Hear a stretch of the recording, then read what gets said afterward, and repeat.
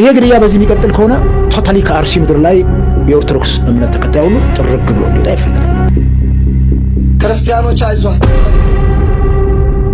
ሰው ባይደርስላችሁ፣ እኛ ባንደርስላችሁ፣ ማንኛውም አካል ባይደርስላችሁ ገዳዩ እኔ ነኝ የማጠፋችሁም እኔ ነኝ ብሎ እየተናገረ ጦርነት በህዝባችንና በልጆቻችን ላይ አውጆ ኦርቶዶክስን ከሚጠሉት ሁለተኛው ኃይሎች የዘመኑ ሊቢያ ያረደን አሁን አርሲ የሚጨፈጨፈን ጽንፈኛ ዋህብያ ነው። ምናለች እቺ ቁርንጫጭ ሰምታችኋታል? በሉ ማቅ ልበሱ። እንደዚህ ደግሞ እስቲ ስሟቸው ፍትህ የሚጠይቁ ወንድሞቻችን ምን ገጠማቸው? አስደንጋጭ ዜና ተሰምቷል። በመላ ኢትዮጵያ ህፃናት ከትምህርት ቤቶች እየተሰረቁ ኩላሊታቸው እየተሸጠ ነው። ያረጃል የዓለም ዝና። ሰላም የተወደዳችሁ የዩአስቲው ቤተሰቦች እንደምን አላችሁ? ድጋሚ በአዲስና በወቅታዊ መረጃ ተመልሼ መጣሁ። ለአርሲ ድምጽ እየሆኑ ያሉ ኦርቶዶክሳውያን እየታሰሩ ይገኛሉ። አባቶች የሚያስተላልፉት አንዳንድ መልእክቶች አሉ። ሙሉ ቪዲዮን ማስመለከታችሁ ይሆናል። ዛሬ ከእንግዳ ጋር ነው የመጣሁላችሁ። ይህን ቪዲዮ ከመጀመራችሁ በፊት ላይክ እና ሼር እንዳይረሳ። ክርስቲያኖች አይዟችሁ፣ ጠንክሩ። ሰው ባይደርስላችሁ፣ እኛ ባንደርስላችሁ፣ ማንኛውም አካል ባይደርስላችሁ፣ እናንተን የፈጠራችሁ ጌታ ግን አይተኛም አያንቀላፋም፣ ይደርስላችኋል። እናንተ ሰማዕት ናችሁ። እኛማ በደለኞቹ ኃጢአተኞቹ ይህን እድል የት እናገኘዋለን? እናንተ እድለኞች ናችሁ። እናንተ ቅዱሳን ናችሁ። እናንተ የተባረካችሁ ናችሁ። አይዟችሁ ልጆቼ፣ ጠንክሩ።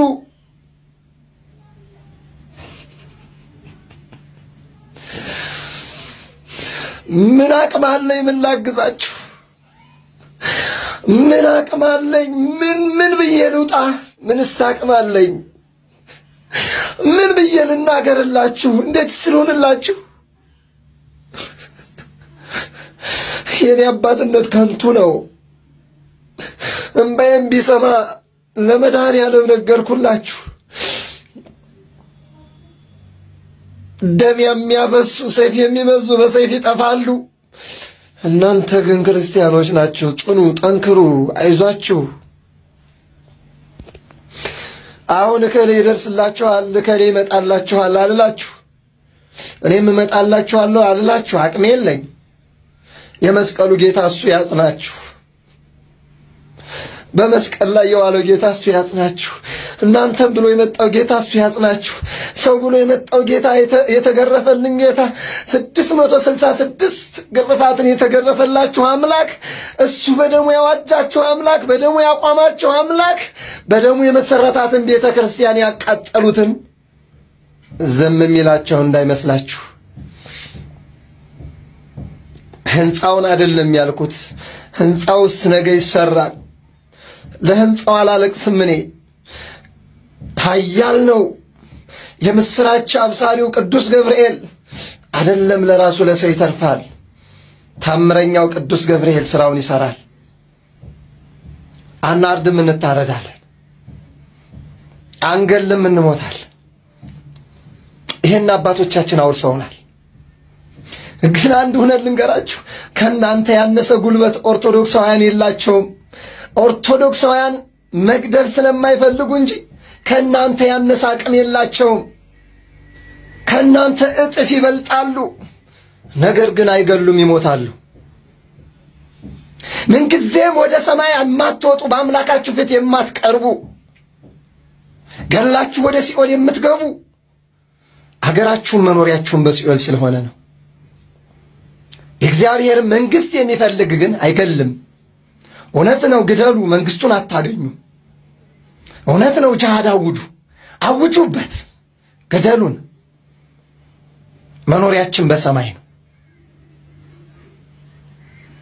ሰብእሰ ከንቶ ይመስል ወመዓልኑ ከመ ጽላሎት ይሃልፍ። እናንተም ታልፋላችሁ፣ እናንተም ትጠፋላችሁ፣ እናንተንም ምድር አፏን ከፍታ ትውጣችኋለች። እንኳን ደስ አላችሁ። የክርስቲያኑን ደም ስላፈሰሳችሁ፣ ቤተ ክርስቲያን ስላቃጠላችሁ እረካችሁ፣ ደስ አላችሁ። ካህናትን ሰቅላችሁ በገመድ አስራችሁ ቁልቁል ሰቅላችሁ ስላረዳችሁ ደስ አላችሁ። እኛ ግን አሳልፈን ለሱ ሰጥተናችኋል። እሱ ይበቀላችኋል። እሱ ይበቀላችሁ። ኃይላችን እሱ ነው። የመስቀሉ ኃይል ይበቀላችሁ።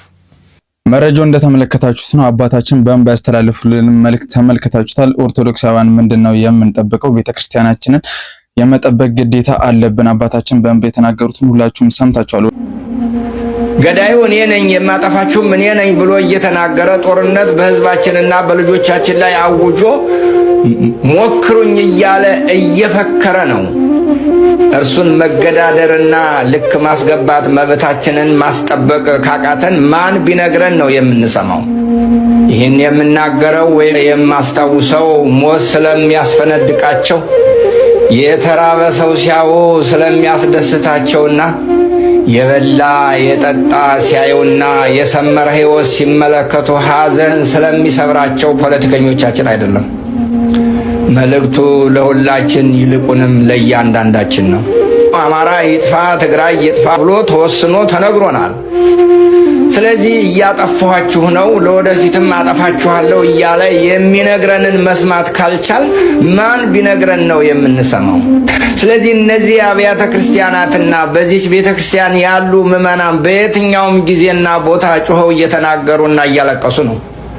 ሆኖም ግን የሚሰማ ጆሮ የሚያስተውል አእምሮ ከሌለ ለማንና ምን እንዴት ብንናገር መናገር ቢኖርብን ነው የምንሰማው ብለን እንጨነቃለን። የችግሩ ምንጭ መነሻና መድረሻ ከነማስረጃው ራሳቸው በኮድ ነግረውናል።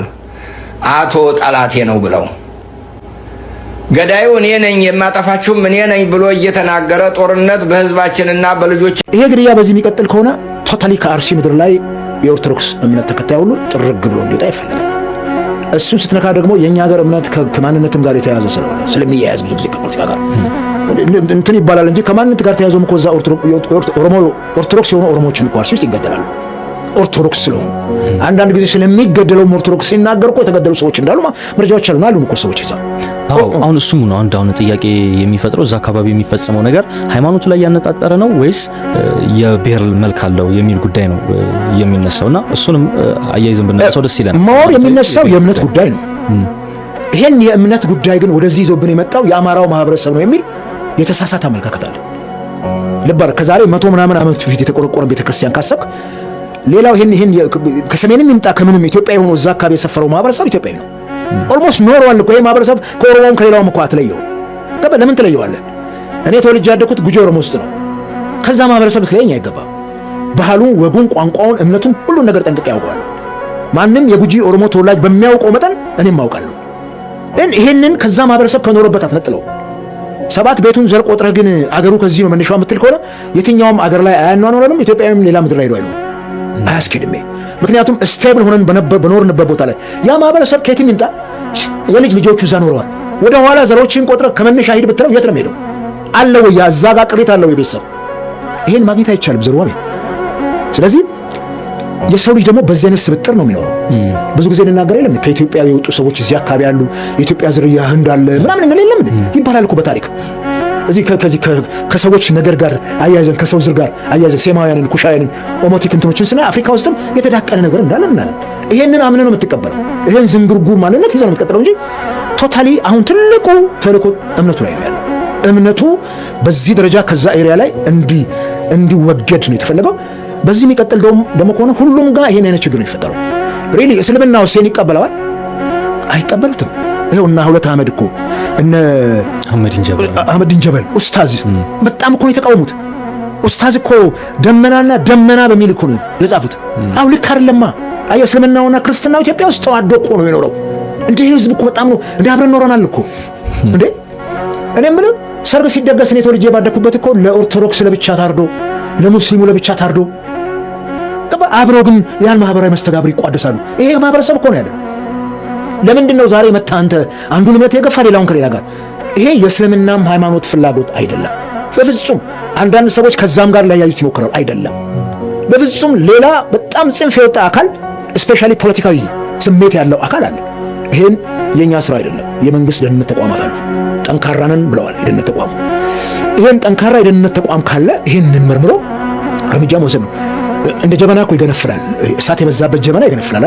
ቶሎ የላይኛውን ቱፌውን ክዳኑን እፊያውን ትነቅልና ቢያንስ በቀዝቃዛ ውሃ እንትን ልትለው ትሞክራለህ እኮ። ቀዝቃዛ ውሃ ሲጨምርበት ደግሞ ቡናውም ይቀጥንብሃል በጣም ገንፍሎ ከመጣ። ይህ ህዝብ እንደዛም ይገነፍል ከሆነ መንግስት ያሰገዋል። ምክንያቱም ሲበዛም እኮ ማር ይመራል። አየህ ውስጥ ይጎሻል እንትን ትላለህ እኮና ይሄ ስሜት እስኪሆን ነው ወይ እነ ዶክተር አብይ የሚጠብቁት? ምንድነው የአርሲውን ጉዳይ የሐዘን መግለጫ እንኳን እንዴት ያወጡም? ትናንትና አንድ ዜና ስመለከት ነበር። ፕሬዝዳንት ታዬ አጽቀሥላሴ የሩሲያ ኦርቶዶክስ ቤተክርስቲያን ሲያናግሩ ነበር። ፎከስ ያደረጉት ምርጫው ላይ ነው። እኚህም ሰውዬ ከውጭ የመጡት ካህን ትልቅ ፖዚሽን ያላቸው የኢትዮጵያ ኦርቶዶክስና ሩሲያ ኦርቶዶክስ ተመሳሳይ የሆነ መስመር ያላቸው እንደሆነ ይነገራል።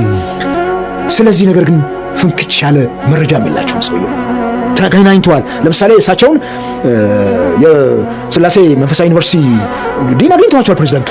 ግን ይሄን ጉዳይ ይነሳ አየህ ምርጫው ላይ ነው ፎከስ ተደረገው። ምርጫው ብቻ ነው ወይ ንገረኝ እስቲ? ምርጫው ብቻ ነው የኛ ጉዳይ? ምርጫው አንድ ጉዳይ እኮ ነው። ምርጫው ነው ወይ የኛ ችግር? ከምርጫው በላይ እኮ የሚመርጠውና የምትመራው ህዝብ እኮ ያስፈልጋል።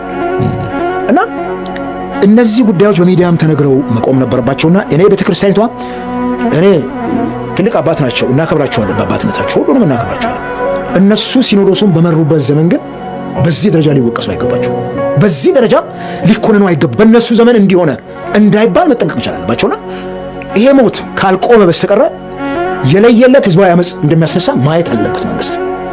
አንድ አመጽ የሚነሳው ከእንደዚህ አይነት እንትኖች ነውና ምንድነው በመንግስት ውስጥ ያሉ ሰዎች አመጽ እንዲነሳ ይፈልጋሉ ወይ? እዚህ መንግስት ላይ እሱንም መንግስት የራሱ መዋቅር ይፈትሻል። እንደዚህ አይነት ነገር የተደጋገመ እርምጃ ሲወሰድ በመንግስት ውስጥ ያሉ ሹማምንትስ ይሄን አይነት አመጽ እንዲነሳ ይፈልጋሉ ወይ? መንግስታቸው ጥላቻ ሊኖራቸው ይችላል እርስ በርሳቸው፣ ግን እንዲህ አይነት አመጽ እንዲነሳ ሌላውን ጤነኛውን ህዝብ ዳውን ህዝብ ለምን የሞት ጭዳት አድርገዋል? ለምን ለሞት አሳልፍ ሰጠዋልና ይሄንን መንግስት ራሱንም ቢፈትሽ። አሁን ምርጫው አልቋል። ቀልቡን ሰብስቦ ይሄን ጉዳይ ካላስቆመ በስተቀር አገሪቱ ሌላ ችግር።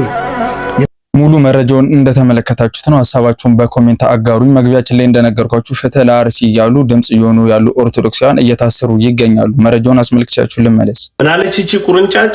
ሰምታችኋታል? በሉ ማቅ ልበሱ። እንደዚህ ደግሞ እስቲ ስሟቸው። ፍትህ የሚጠይቁ ወንድሞቻችን ምን ገጠማቸው? ፍትህ የታረደው ያዕቆብ፣ ፍትህ የታረደችው እናቴ። እንዲህ ብለው ስለተናገሩ ብቻ ከመካከላቸው ሁለት ወንድሞች እንዲታሰሩ ሆኗል። ሌሎችንም እያሳደዷቸው ናቸው። ፍትህ የሚጠይቅ ሰው ይታሰራል። አየህ፣ ፍትህ መጠየቅ ማለት በራሱ አንድ ችግር መሆኑን እንድታዩ ነው የምፈልገው። ምክንያቱም ፍትህ የምትጠይቁት አካል ፍትህ የምትጠይቁበትን ጉዳይ ለመፍታት ሳይሆን ፍትህ መጠየቃችሁ እናንተን ያሳስራቸዋል። እነኚህ ወጣቶች ብቻ አይደሉም፣ በርካታ በማህበራዊ ሚዲያ ስለ አርሲ ድምፃቸውን ያሰሙ ታላላቅ የቤተ ክርስቲያን አባቶች፣ ሊቃውንት እንዲሁም ደግሞ ወጣቶች ከመታሰርም አልፎ ምን እያደረጉ ነው? እየተሳደዱ ነው። ታዲያ መታሰሩ አይደለም ብርቅ ድንቅ የሚሆነው፣ እነሱ በሚታሰሩበት ጉዳይ እኛ 30 40 50 ሆነን መትረፍና ማትረፍ ካልቻሉ እነሱ ችግር ይሆናል። ከእስር ስትፈቱ አላማችሁ ልክ እንደተሰጣ የአዋፋት እህል ሲሆን ነው ነገሩ መጥፎ የሚሆነው። ስለዚህ ወዳጄ ነህ፣ አሁንም ወጥር ነው ጉዳዩ፣ አሁንም ምረር ነው። በየትኛውም ሁኔታ ሁን፣ ከሀገር ውስጥ ሁን፣ ከሀገር ውጭ ሁን፣ ሁሉም ሁኔታ ላይ የምትሰራው ስራ አለ። ነገር ግን በማህበራዊ ሚዲያ ላይ የመጣህ መደራጀት እያልክ ለመስበክ አትሞክር። መደራጀት በማህበራዊ ሚዲያ አሁንም አይቻልም። ሀሳብ ነው የሚያዘው። እዚህ ጋር የምንሰራው ድምጽ የመሆን ድምጻችንን የማሰማት አቋሞቻችንን የማሳወቅ ጉዳይ ነው። የሚሰማው ድምጽ መሬት ላይ ወርዶ አንተን ነፍስ እንዲኖር ያደርጋል። እሺ፣ ያው ቪዲዮ እንደተመለከታችሁት ነው። ፍትህ ለአርሲ ብቻ ስላሉ እየታሰሩ የሚገኙ ብዙ ወንድሞቻችን አሉ። ወንድም የተናገሩን እንደሰማችሁት ነው። ፍትህ ለአርሲ ኦርቶዶክሳውያን በማለታቸው ብቻ ወጣቶች እየታሰሩ ይገኛሉ። ብዙ ሚዲያ ላይ ያልወጡ ብዙ ኦርቶዶክሳውያን እየታሰሩ ይገኛሉ። እስከ መጨረሻ ፍትህ እስከምናገኝ ድረስ ደግሞ ዝም አንልም። አንድ ቪዲዮ አስመልክቻችሁ ልመለስ። በስመ አብ ወወልድ ወመንፈስ ቅዱስ አሐዱ አምላክ አሜን። ለአጭር ነገር ነው የመጣሁት። እንኳን ደስ ያላችሁ ኦርቶዶክሳውያን። በእውነት በሰማይም በምድርም ደስታው የኛ መሆኑን የሚያሳይ ነው። ዛሬ ከአንድ ቦታ ያገኘሁት መረጃና አይ ቲንክ ቀድሞ የኦዴድ አባል የነበረ ሚስጥራቸውን የሚያውቅ ከተናገረውን ቪዲዮ ላይ ሰምቼዋለሁ። የብልጽግና ወንጌል ሃይማኖታዊ መንግስት መሪው አብይ አህመድ በአንድ ውይይት ላይ የተናገረውን ሰምቼ ነው ደስ ያለኝ። ኦርቶዶክሳውያን ደስ ያላችሁ፣ እንኳን ደስ ያላችሁ ያልኩት ለምንድን ነው? ማን በእኛ ላይ እንደሚተባበር የበለጠ እንድንገነዘብ የሚያደርግ ንግግር ነው። ዶክተር የሚለው ልቶ አብይ አህመድ አሊ በአንድ ውይይት ያለው እንዲህ ነው። እኔ የምፈራው ፋኖን አይደለም፣ ፋኖ ምንም አያስፈራኝም። እኔ የምፈራው ኦርቶዶክሳውያን አንድ ሆነው የተነሱ ቀን ነው። ስለዚህ ሞዓ ተዋህዶ የሚባለው ፖለቲካንም የሚጠቅስ ሕገ መንግስቱን የሚያነሳ በክልል ሳይወሰን በመላው ኢትዮጵያ ያለውን የኦርቶዶክስ ማፈናቀላችንን ማጽዳታችንን ያወቀ ቢያስተባብርብን ድምፁ ቢሰማ አደጋ ላይ እንወድቃለን። ስለዚህ የፋኖ ጉዳይ ሳይሆን ሞዓን አሳዱልኝ እና በዚህ አይነት መንገድ የሚሰሩትን ሚዲያ ላይ ያሉትን ደግሞ ንግግራቸውን እየቀነጣጠባችሁ ጠልፋችሁ ከህዝብ ለዩልኝ እንዳይደመጡ የሚል መመሪያና ውይይት እንደተደረገ ሰምተናል። ይሄ እጅግ አስደሰተኝ። ለምን እንዳስደሰተኝ ልንገራችሁ። ብዙ ሰው አልነቃ አልነሳ ብሎ ስላስቸገረ ነው። እኔን ያስደሰተኝ በፋኖ ትግል ውስጥ እንኳ ገብተው ይታያችሁ ለአማራ ህልውና እንታገላለን በሚሉ ሰዎች መሀል እንኳን ገብተው ሞዓ ተዋህዶ ጠላታችን ነው ማለት ያሰኘው አንዱ ፕሮጀክት ይሄ ነው፣ የአብይ አህመድ ነው። ሁለተኛው ኦርቶዶክስን ከሚጠሉት ሁለተኛው ኃይሎች የዘመኑ ሊቢያ ያረደን አሁን አርሲ የሚጨፈጭፈን ጽንፈኛው ዋሃብያ ነው። በኦሮሞ የብሔር ፖለቲካ ስር ለ50 ዓመት የሚያርደን ዋሃብያ ነው። ዋሃብያ ሞዓ ህዝቡን አንቅቶ አንድ ያደርጋል ብሎ ፈራ። ኦሮሞንም አማራንም ዘር ሳይቆጥር በጥምቀት ልጅነት ይሰበስብብናል ብሎ ፈራ። ልክ እንደ አብይ ፈራ። ስለዚህ ዘመቱብን። የሚገርመው ግን ፋኖስ እንዲህ አይነት ምልክት መታየቱ ነው። ስልጠና ይሰጡ ነበር ባለፈው 15 የሆኑ ሰዎች የሆነ ሰፈር ውስጥ ሞዓ የአማራ ትግል ጠላት ነው እያሉ ማለት ነው። ልብ በሉ። አብይ አህመድ ነገርኳችሁ፣ ፋኖ ውስጥ ያለውን ዘር ነገርኳችሁ፣ ዋሃብያን ነገርኳችሁ። ከዛ ይሄንን ኦርቶዶክስ እጅግ የሚፈሩ የኪሲንጀር መመሪያ የነ ሮማን ፕሮስቻን መመሪያ የተቀበሉ እና አሁንም በአንዳንድ አሜሪካ አስተዳደር ውስጥ ያሉ ባለስልጣናት ፋኖች ጋር እየደወሉ በገንዘብም በዲፕሎማሲም እያባበሉ በምስራቅ አፍሪካ የሚያሰጋን የእስልምና ጽንፈኝነት ሳይሆን የክርስትና ጽንፈኝነት ስለሆነ ያረጋችሁትን መስቀል ደብቁ፣ ሴኩላር ነን በሉ፣ የቀደመውን እንጠላለን በሉ ተብለው አንዳንድ የፋኖ መሪዎችን አግኝተዋል። ሰለሞናዊ ያፈጀ ያረጀ ነገር እኛ የለንበትም እኛ ሴኩላር ነን ብለው እንደተገረፈ ሰው የሚወተውቱ የፋኖ መሪዎች ተገኝተዋል። ታውቃላችሁ፣ መስቀላቸውንም የደበቁ ተገኝተዋል። በዚህ ትዕዛዝ መሰረት ነው። ስለዚህ የኪሲንጀርም የሌሎቹም የኢትዮጵያ ጠላቶች ፍላጎት የሚያገለግሉ ሰዎች ኦርቶዶክስን ይጠላሉ። ሁለተኛው የታወቀው ኦነግ ነው። ምንም በዚህ ወዲያ ወዲህ ማለት አንችልም። የተመሰረተውም እኛን ለማጥፋት ስለሆነ ማለት ነው። ነባራውን ኢትዮጵያ የሚያጠፋ ሰው እኛን አጥፍቶ ነው የሚያጠፋት። ስነ ልቦናችንን ያውቃል፣ እንዴት እንደመሰረትናት ያውቃል። የሐሰት ትርክት ለመገልበጥ ጽሑፍ ያለን የምንመሰክርበት ቆመን የምንሄድ ሰዎች ነንና ሕያው የእነ አባ ባህሪ ምስክርነት ሁሉ ስላሉ መግቢያ ያላቸው የእነ አባ ባህሪ ምስክርነት እና ሌላው ታሪክ ሊገለበጥ የማይችል እና አስመሮም ለገሰም ቢዘምቱ የማይሸረሸር ስለሆነ ስለሚንቀጠቀጡ እኛን ይጠሉናል ኦነጎች። ኦነጎች ስር ደግሞ የምታውቁት ነው እንደ በንቲ ጁሉ ቴሶ ጀርመን ቁጭ ብሎ መጽሐፍ ቅዱስን ኤዲት እንደሚያደርገው ኢትዮጵያን እየሰረዘ ሌላ ስም የሚያስገባው በተረፈ ናዚዎች እየተረዳ ማለት ነው። ያደገው ወለጋ ጸሎት ቤት ውስጥና ሚሽነሪዎች ናቸው ብዙዎቹ ኦነጎች ኢትዮጵያ እንዲጠሉ ተደርገው የተሰሩ ማለት ነው። ከዛ ባርነት መላቀቅ የቻለው በስተርጅና ነጋሶ ጊዳዳ ነበረ። በዛ ባርነት ውስጥ ኖሮ ልክ ሲያረጅ ገባው እንደተሳሳተ ገባውና ትንሽ እውነት መናገር ጀመረ። ተመልከቱ፣ ስንት ቆጠርኩ? አብይን፣ ብልጽግና፣ ፋኖ ውስጥ ያሉትን ጥቂት ዘሮች፣ ዋሃብያን፣ የኪሲንጀር ተላላኪዎቹን፣ የምዕራባውያኑን እኛን የቅኝ ገዢዎቹን እኛን የሚጠሉትን ተረፈናዚዎቹን፣ ከዛ ዋቂ ፈታዎቹ ናቸው። እነዚህ ኦርቶዶክስን ይጠላሉ። በኦነግ እና በተረፈናዚ እንዲሁም በዋሃብያ መሳሪያ ሆነው ኦርቶዶክስ መጀመሪያ ከኦሮሚያ በማጽዳት መጨረሻ ኦሮሞን ሁሉ እስላም የማረጉ ሂደት ዋቂ ፈታን ይደግፉ ያረጋቸዋል ዋህብያዎቹ። ኦርቶዶክስን ለመምታት ነው እንጂ እነሱ ዋቂ ፈታ በምንም አያምኑም። እነሱ ቅርስም ሃይማኖትም ፊደልም ምልክትም ግዕዝ የሚባለውን ቋንቋ ድረስ እስከ መንቀል የሚሰሩ ናቸው። በመንቀል ደግሞ የታወቁ ናቸው። ሊቢያን፣ ናይጄሪያን፣ አፍጋኒስታንን ማየት ይቻላል። አፍጋኒስታን እኮ ታሊባን የመጀመሪያ ድሮ የሂንዱ እምነታቸውን ቴምፕል የሚያፈርስ ነው። ለቅርስነትና ለቱሪዝም እንኳን አያስቀምጥም። ይሄ ራስ መኮንን ሐውልት ማፍረስ፣ የደጃዝማች አፈወርቅን ጎዴ ሐውልት ማፍረስ፣ መስቀል ያለበትም መቃብር መደምሰስ እኮ የነሱ ጠባይ። ስለዚህ በኦሮሞ ስር ተደብቀው ዋቂ ፈታንም ደግፈው ብቻ ክርስትናን ማጥፋት ነው። ደስ ይበላችሁ ያልኳችሁ ለምን ነው ታውቃላችሁ? ሃይማኖታችን ከእግዚአብሔር መሆኗን የሚመሰክር ስለሆነ ይሄ ሁሉ አንድ ሆኖ አንድ ሳይሆን ዋህብያ ከተረፈናዚ ከፕሮቴስታንት ጋር አንድ ሊሆን አይችልም።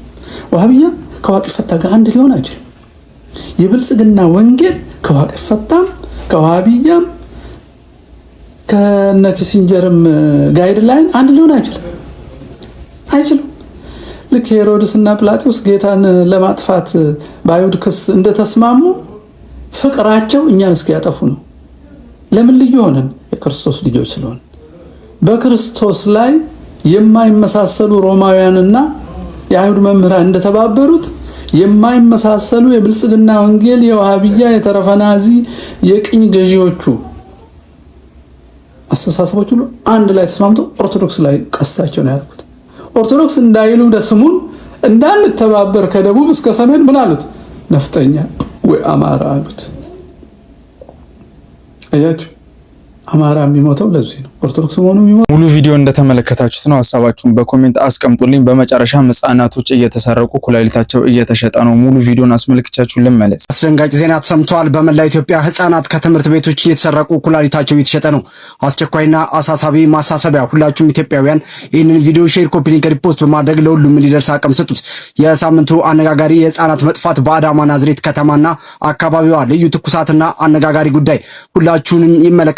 በአዳማ ከተማ ሰሞኑን ብዙ ሕፃናት በአሮጊቶች የተሰረቁ መሆኑና የኩላሊት ስርቆት መጀመሩን የተገለጸ ሲሆን አንድ ሕፃን ከአዳማ አንድ ትምህርት ቤት ተሰርቃ በማግስቱ ወይም ጠዋት ላይ ኩላሊቷ ተወስዶ አስከሬኗ በተወሰደችበት አካባቢ ተጥሎ መገኘቱ ህዝቡን በጣም አስደንግጧል። በተመሳሳይ ሁኔታ አንዲት ሴት 8 ሕፃናትን ታክሲ ኮንትራት ይዛ ልትወስድ ስትል ባለ ታክሲው ተጠራጥሮ የ8ቱንም ሕፃን ህይወት ለመታደግ ሴትዮዋ ያለችውን መንገድ ትቶ ታክሲውን ወደ ፖሊስ ጣቢያ ይዞ ቀጥታ ኮንትራቱን ፖሊስ ጣቢያ ያደርገዋል። ሁሉንም ነገር ለፖሊስ ያስረክባል። ሴትዮዋም ስትጠየቅ ተደራጅተው በሀገር ውስጥ እንደተበተኑና ፍንጭ ሰጥታለች። ወገኖቼ ንቁ። የአወሳሰድ ሁኔታቸው እንደ አሮጊት መስለው እቃ ተሸክመው እየደከሙ መስለው ሕፃናት ጋር ሲደርሱ እርዱን ይላሉ። ከዛም ሕፃናቱን መድኃኒት ያስነኩና ይከተሏቸዋል። በተጨማሪም ደግሞ ተከራይ በመምሰልና ቤት በመከራየት ሕፃናት ያሉበት ሰፈር ይመለከታሉ። ከዛም ሰው አካባቢው ከሌለ ሕፃናትን ከአካባቢው ይሰውራሉ። መፍትሄውም ከከተማ እስከ ገጠር ይህንን መልእክት በማድረስ ሕፃናትን በአይነ ቁራኛ ልንጠብቃቸው ልንከታተላቸው ይገባል የተባለው ያው እንግዲህ ቪዲዮን እንደተመለከታችሁት ነው። ምን አይነት ዘመን ላይ እንደደረሰን ባይታወቅም በዚህ ልክ ሕፃናት እየተወሰዱ ኩላሊታቸው እየተወሰደ መሸጡ ተገቢ ነው ብዬ አላስብም። ሙሉ ቪዲዮ እንደተመለከታችሁት ነው። ወንድማችን የተናገረውን በጣም ትክክል ነው። ባካችሁ ልጆቻችሁን ጠብቁ። ምን አይነት ጊዜ ላይ ነው የደረስነው? ባካችሁ ወላጆቼ እንደ ማስጠንቀቂያ ሲሆን እንደ ትዕዛዝም ነው። ባካችሁ ልጆቻችሁን ጠብቁ። ሐሳባችሁን በኮሜንት አጋሩን። ለዛሬ ይዤላችሁ የመጣሁላችሁ መረጃ ይሄን ይመስላል። በቀጣይ ቪዲዮ እስከምንገናኝ ቸር ቆዩ። ያረጃል የዓለም ዝና